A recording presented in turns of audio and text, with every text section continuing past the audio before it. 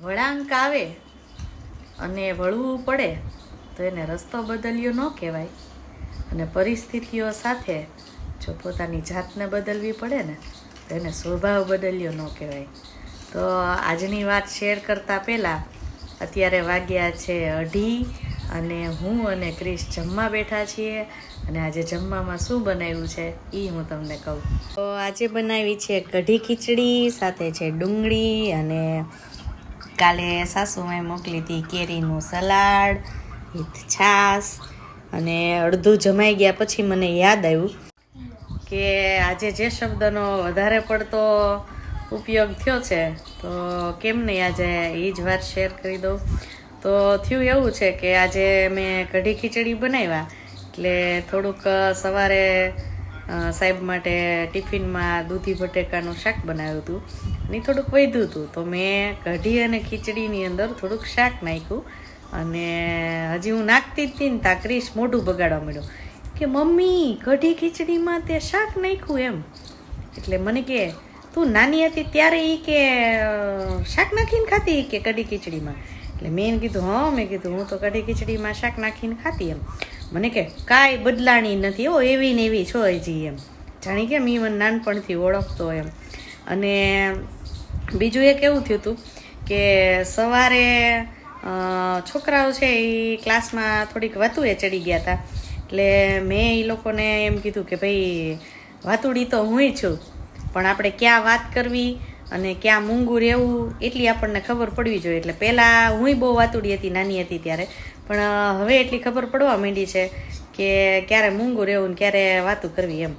તો અહીંયા આજે મને યાદ આવી ગયું કે વાતુડા શબ્દ ઉપર હું છે ને નાનપણથી આમે વાતુડી જ બહુ હતી.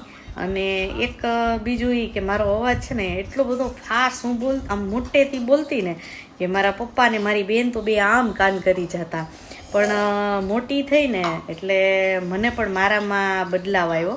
અને આજે આ સ્વભાવની વાત કરીને એના ઉપરથી મને યાદ આવ્યું કે વાત સાચી છે કે આપણે અમુક પરિસ્થિતિઓ, અમુક વાતાવરણમાં આવ્યા પછી આપણને એટલી થોડીક ફેરફાર આપણામાં બદલાવ એવો આવી જાય છે, જેમ મેં કીધું એમ.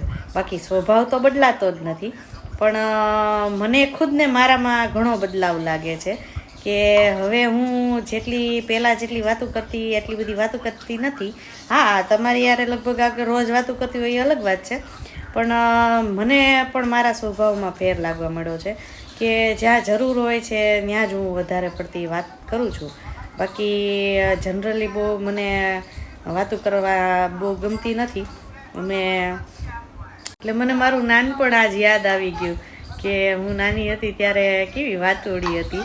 જોકે હજી એટલી વાતોડી જ છું, પણ મેં કીધું એમ કે સ્વભાવ છે એ મારો બદલાણો નથી, પણ પરિસ્થિતિના આધારે થોડુંક બદલાવ મારામાંય આવ્યો છે, વાત સાચી છે. એટલે આજે એવું થયું એટલે મને ક્રિશ અને સ્કૂલે છોકરાઓની વાત ઉપરથી યાદ આવી ગયું કે મેં ખુદે મારામાં જે બદલાવ આવ્યો છે એ અનુભવ કર્યો છે કે પહેલાં જેવી હું હતી એવી હવે નથી એમ. અને આવું જ થાય છે કે આપણે પરિસ્થિતિઓને અનુસાર આપણે આપણા બદલાવ આપણામાં આવે જ છે અને આવવો જ જોઈએ, અને તો જ આપણે ટકી શકીએ છીએ. એક અનુકૂલનની વ્યાખ્યા એવી આવે છે ધોરણ 6માં આવતી કે બદલાતી પરિસ્થિતિઓમાં આપણે પોતાનું જીવન છે એ ટકાવી શકીએ ને તો એને અનુકૂલન કહેવાય છે. એટલે અહીંયા એવું છે કે કેવી પરિસ્થિતિ છે અને એને અનુરૂપ આપણે આપણો સ્વભાવ છે, આપણી આદતો છે એ બદલાવી નાખીએ તો આપણી પરિસ્થિતિને અનુકૂળ રહી શકીએ છીએ અને જીવન ટકાવી શકીએ છીએ. એટલે જીવન ટકાવવા માટે સ્વભાવ અને પોતાની જાતને બદલતા રહેવા જરૂરી છે. તમને શું લાગે છે?